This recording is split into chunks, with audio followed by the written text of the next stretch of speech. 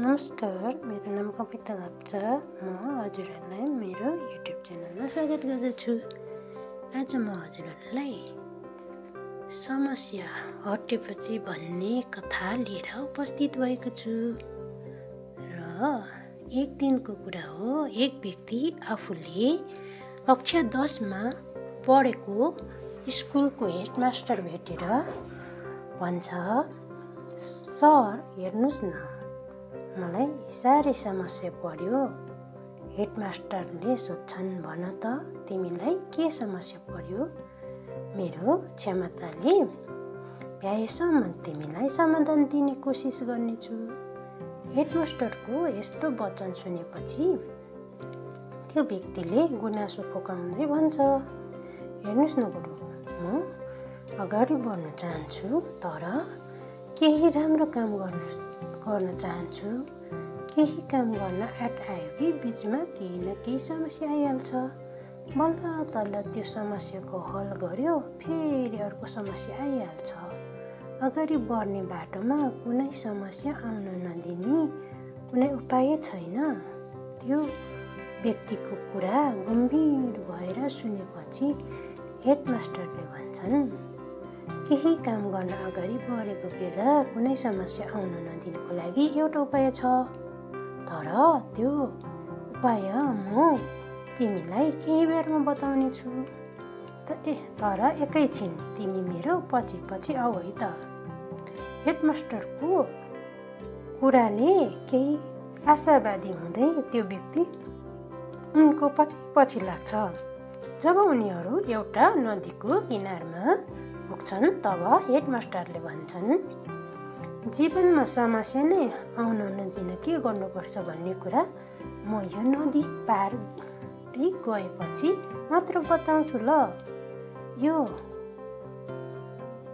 पाली पनि उक्त व्यक्तिले हुन्छ भन्दै टाउको हलाउँछ, तर नदी पार गएपछि मात्र बताउँछु भनेका हेडमास्टर त नदी नै तर्दैन बा। उनी यतिकै नदीको तीरमा खडा भएर उभिएको देखि त्यो व्यक्ति सोध्छ, गुरु, हामीले पारी जाने होइन, तपाईँ त तीरमा नै उभिनु भएको छ, किन हो? यति कुरा सुनेपछि हेडमास्टर भन्छन्, यतिकै म तीरमा उभिएको छु र म त कतिखेर नदीको पानी सुक्ला अनि बल्ल पारी जाउँला भनेर पो कुरेर बसेको त। हेडमास्टरको यस्तो मूर्खतापूर्ण कुरा सुनेपछि त्यो व्यक्तिले भन्छ, गुरुले कस्तो कुरा गर्नुभएको? नदी पारी जान त नदी कहिले सुक्ला भनेर कुरेर बस्ने हो त? नदी त बगिरहन्छ नि। नदी तर्नु छ भने त पानी बग्दा बग्दै त्यसलाई जितेर पारी जाने हो नि। अनि त हेडमास्टर मुस्कुराउँदै भन्छन्, हो, तिमीले पनि आफ्नो उत्तर पाइहाल्यौ नि।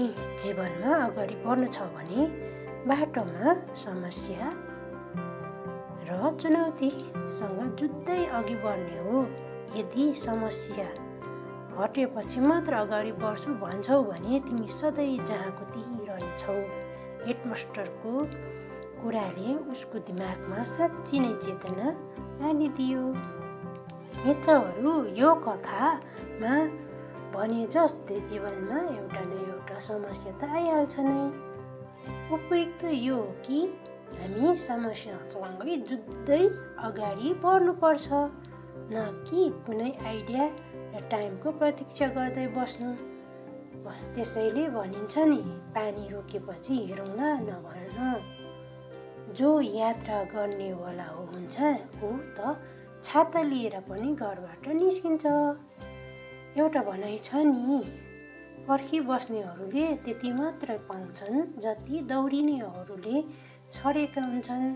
यहाँनिर चङ्गा उदाहरण दिउँ र चङ्गाले तब मात्र आकाशमा उचाइ लिन सक्छ जब त्यसमा एकातिर हावाको बहक र अर्कोतिर धागोको खिचावटको सन्तुलन कायम हुन्छ। हावाको एकहोरो बेगले मात्र कदापि चङ्गा र आकाशमा उड्न सक्दैन। चङ्गा उड्नका लागि धागोले विपरीत दिशातिर केही न केही बल लगाउनै पर्छ। हामीले काम गर्दै गर्दै आइपर्ने समस्याहरू भनेका पनि धागो जस्तै हुन्। तिनीहरूले नै हामीलाई अनुभवी र परिपक्व बनाउँदै लैजान्छ। यसर्थ समस्या आउँछ भनेर नडराऊ बरु सधैँ समस्यासँग भेट्नको लागि आफूलाई मजबुत बनाउनतिर ध्यान देऊ। जीवनमा एउटा न एउटा समस्या जसको पनि हुन्छ।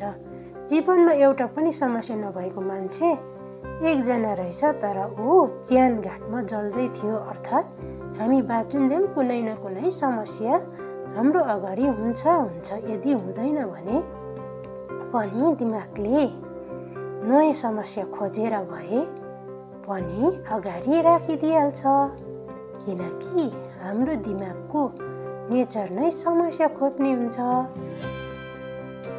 हजुरहरूलाई यो कथा एकदम मन पर्यो होला भन्ने आशा राखेछु। मेरो च्यानललाई सब्सक्राइब, लाइक र सेयर गरिदिनु होला। धन्यवाद।